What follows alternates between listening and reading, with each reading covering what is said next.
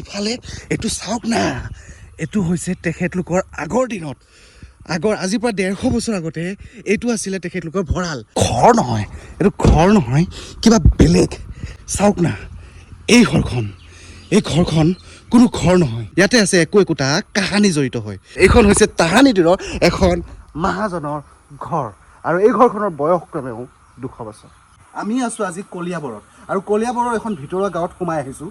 এই ঘৰৰ পৰিয়ালটোনো কোন হয়? আমি একচুৱেলি খবৰ পাইছিলোঁ এই ঘৰত অহাৰ আগতে যে ইয়াতে এখন এনেকুৱা ঘৰ আছে, বহুত বেছি আওপুৰণি, আৰু সেইকাৰণে সোমাই আহিলোঁ।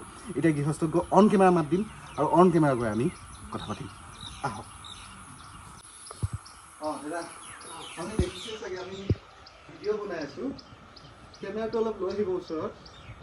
নমস্কাৰ দেই, মই এটা একচুৱেলি ইউটিউব চেনেলৰ পৰা আহিছোঁ। আমি দেখিছোঁ আপোনালোকৰ ঘৰৰ দুৱাৰমুখত মই ভিডিঅ' বনাই আছোঁ, আৰু মানুহজনে মাত দিব মানে চাইছে, কিন্তু ভিডিঅ' বনাই থকাৰ কাৰণে তেখেতে মাত দিয়া নাই। দাদা, আচলতে আপোনালোকৰ ঘৰখনৰ বিষয়ে খবৰ পাইছিলোঁ। এই গাঁওখনৰ নামটো কি হয়? বাঘৰ চুক। ডেঞ্জাৰ নাম বাঘৰ চুক। আৰু এইখিনি কলিয়াবৰৰ অন্তৰ্গত কলিয়াবৰ হয়। শুনিছোঁ দাদা, এইখন দিনৰ আগতে মহাজনৰ ঘৰ আছিল, হয়? আৰু এই ঘৰখনৰ বয়স হ'লে কমেও 200 বছৰ 150 বছৰ পাৰ হৈ গৈছে। তেনেকুৱা হ'ব, বহুত পুৰণি। ঘৰখনৰ মুৰব্বী অনাৰ গৰাকী কোন? আপুনি? মই বুলি ক'ব পাৰি। এতিয়া বৰ্তমান বৰ্তমান অন কেমেৰা আমি আহিছোঁ। ঘৰখন আপোনালোকক দেখুৱাব পাৰোঁনে? ৰাইজক যে তাহানি দিনৰ এখন মহাজনৰ ঘৰ বৰ্তমান দিনত যে সাঁচি ৰাখিছে, ভাঙি পেলোৱা নাই। তাহানি দিনৰ ঘৰবোৰ যে এনেকুৱা আছিল, 150 বছৰ আগতে ঘৰৰ পৰিৱেশটো এনেকুৱা আছিল, দেখুৱাব পাৰোঁ অসমৰ ৰাইজক। আৰু চাই থাকক, স্কিপ নকৰিব, আন ভিডিঅ'ৰ দৰে কিবা এটা ধামাকা হ'বলৈ গৈ আছে।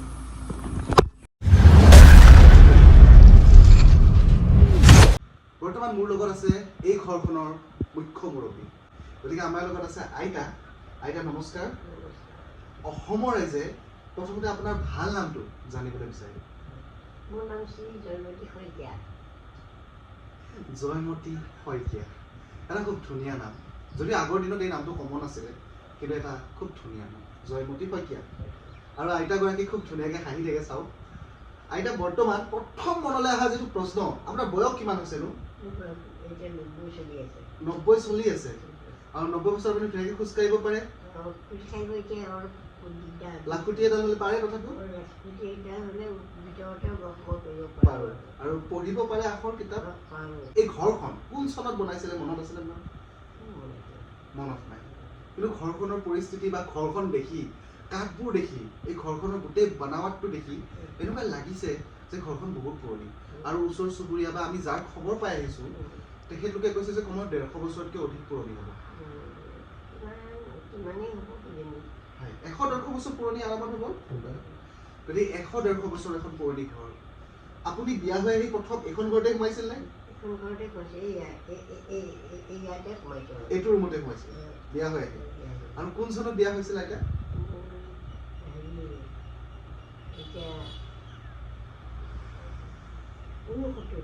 1969 চনত তেখেতে বিয়া হৈ আহি এইখন ঘৰতে সোমাইছিল।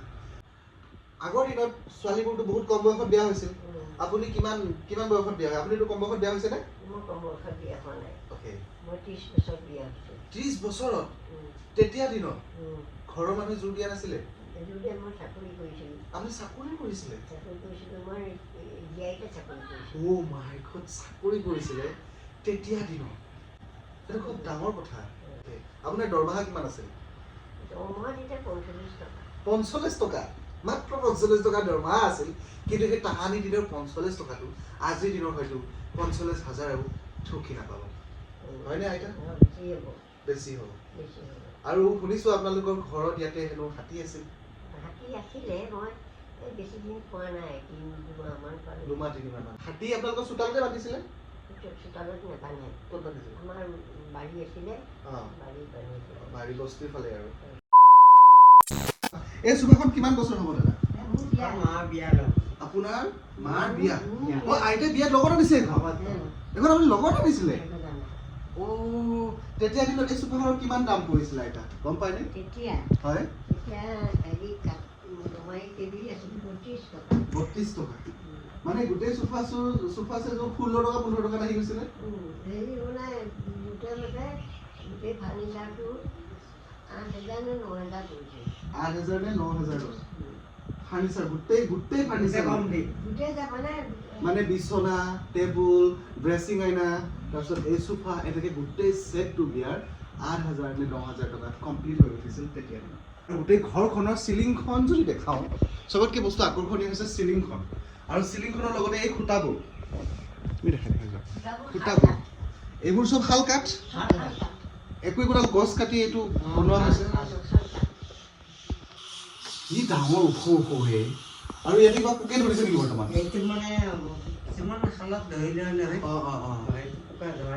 এইটো এতিয়া অলপ ধৰিব লৈছে ইয়াৰে প্ৰমাণ যে এইটো ঘৰ কিমান বছৰ পুৰণি হ'ব যে বৰ্তমান অলপকৈ এনেকৈ শাল গছৰ খুঁটাত পোক লাগিব ধৰিছে চাওক কিন্তু তথাপিও খুব ধুনীয়াকৈ মেইনটেইন কৰি ৰখা হৈছে যাৰ বাবে এতিয়াও মজবুত হৈ আছে ওপৰৰ চিলিংখন চাওক একোখন বহু পুৰণি চিলিং আগৰ দিনততো সেই চিলিঙত আইতা বস্তু ৰখা হৈছিলে আছিলে কাঁহ পিতলৰ এয়া টৌ চৰিয়া বাতি লোটা এইবোৰ বস্তু থোৱা হৈছিলে এতিয়া নাই কিন্তু তেতিয়া দিনত থোৱা হৈছিলে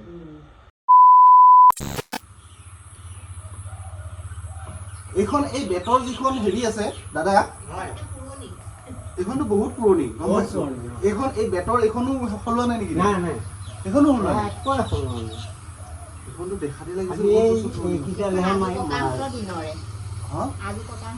আজু ককাহঁতৰ দিনৰ এইখনতো দেখাতে লাগিছে বহুত পুৰণি গাইজ আৰু এইখন চাওক ইয়াতে এইকেইডালহে মাৰি দিছে অ' মাই গড বুলি ৰিয়েকশ্যন দিলে বহুতে মোক কমেণ্ট কৰে দাদা আপুনি অ' মাই গড বুলি নক'ব কিন্তু মই কৈছোঁ আপুনি এনেকুৱা ধৰণৰ বস্তু দেখিলে চাওক কেনেকৈ আপুনি ৰিয়েকশ্যন নিদিয়াকৈ থাকিব এইখনত বৰ্তমানো ৰঙো মৰা নাই আৰু ইয়াৰ পৰাই গম পাই যে এইখন কিমান বছৰ পুৰণি হ'ব আৰু এইটো এনেকৈ লক লগাই দিয়া হৈছিল কাৰণ যাতে ওলাই নপৰে হয়নে আৰু এতিয়াও ঠিক একেদৰেই আছে এইখন কিমান টকাত বনোৱা হৈছিল কিবা কৈ থৈ গৈছিল নে 1-2 টকা লৈছিল চাগে বেছি 1-2 টকা আৰু আজিৰ দিনত যদি আপুনি এনেকৈ বেগ আৰু বাঁহেৰে আৰু কাঠেৰে তৈয়াৰ কৰি এনেকৈ আৰামী চকী আপুনি কিনিবলৈ যায় আজিৰ দিনত ভালকৈ কিনিবলৈতো বহুত ল'ব কিন্তু তথাপিও কমতে 10-15 হাজাৰ টকাৰ তলত আপুনি নাপায় এই যে দেখিছে এই ঘৰৰ ডিজাইনবোৰ সেই তাহানি দিনৰহে আৰু এই আছাম টাইপৰ ঘৰবোৰ তাহানি দিনত এইকাৰণে বিখ্যাত আছিল যে এনেকুৱা ধৰণৰ কিছুমান সুকীয়া ডিজাইন দিয়া হৈছিল আৰু তেতিয়া দিনত এই ডিজাইনবোৰ দিবলৈ কোনো ধৰণৰ মেচিন নাছিলে এই গোটেইবোৰ ডিজাইন তেতিয়া দিনত কুণ্ডত কাটি দিছিলে আৰু চাওক এইখন হৈছে তেখেতলোকৰ বাৰাণ্ডা এখন গাড়ীখন আৰু এতিয়া ইয়াতে আছিলে গোহালি ঘৰটো গোহালি ঘৰ আৰু আগতে ইয়াতে হাতী এনেকৈ ৰখা হৈছিলে ইফালে চাওক কিমান পুৰণি দেখিছেনে কিমান পুৰণি হ'ব মাজে মাজে ভাঙিছে ফুটিছে ফাটিছে দেখিছে নহয় ভাল লাগে কিবা এটা কিমান স্মৃতি লুকাই আছে একোটা দৰ্জাত ভাবক চিলিংবোৰ চাওক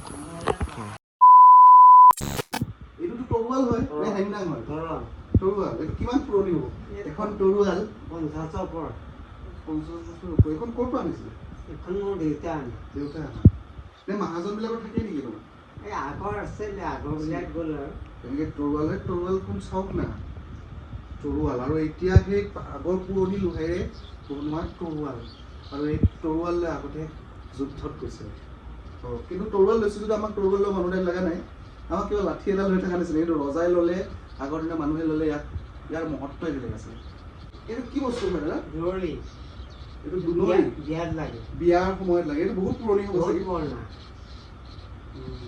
এইটো কাঁহৰ নে পিতলৰ পিতলৰ হয় মানে এইটো এক দুন মানে এক দুনি দিলো 2 দিলো আচ্ছা এইটো হিচাপ কৰিছিল চাউলৰ চাউল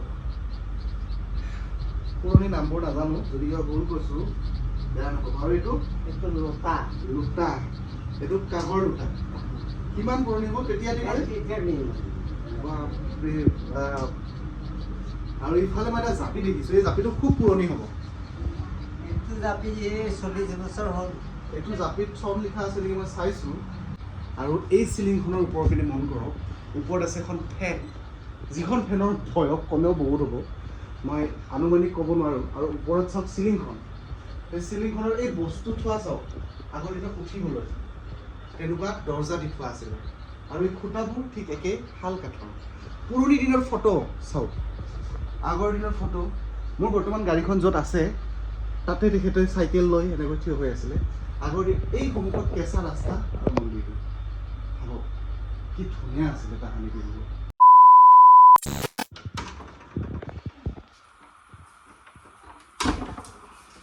পুৰণি দিনলৈ মনত পৰি গৈছে, কাৰণ আগৰ দিনত এনেকুৱা মাটিৰ খেৰীঘৰ আছিল।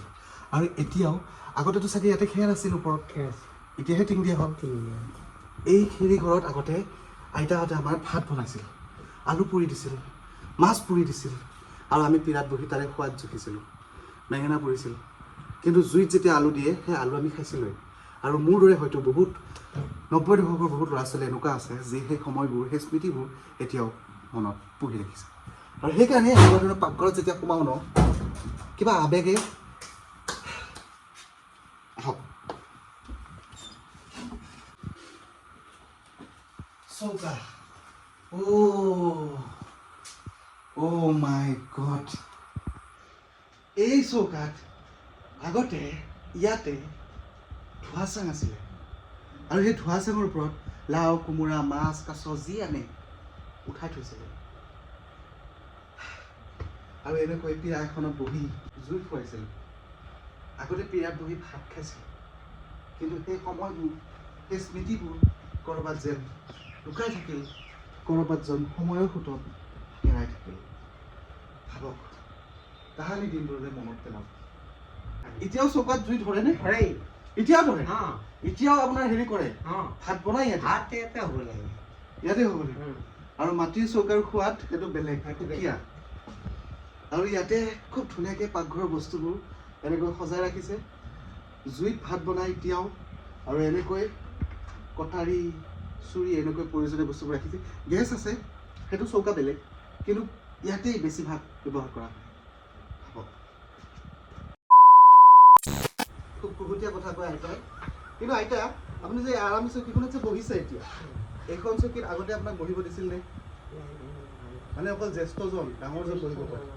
হা, গোটেই ঘৰখন চালোঁ, যিমানখিনি পাৰোঁ দেখুৱাবলৈ চেষ্টা কৰিলোঁ, কিন্তু এজ এ হোম টুৰ হিচাপত মই উপস্থাপন কৰিবলৈ চেষ্টা কৰোঁ এই ঘৰটো। কিন্তু ঘৰটো চাই আপোনালোকে কেনেকুৱা পালে, মানুহকেইজনক লগ পাই কেনেকুৱা পালে, আইতাক দেখি কেনেকুৱা পালে, এটা কমেণ্ট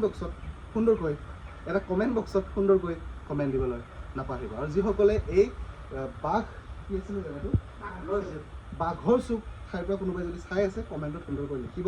আৰু ইয়াতে ক'ত ক'ত আমি এনেকুৱা ধৰণৰ ভিডিঅ' বনাব পাৰোঁ, এটা কমেণ্ট বক্সত লিখিবচোন ধুনীয়াকৈ। লগ পাম আকৌ এটা নতুন ভিডিঅ'ৰ লগত, নতুন পৰিয়ালৰ লগত, এটা নতুন ঠাইৰ লগত। Till then tata, bye bye, জয় আই অসম।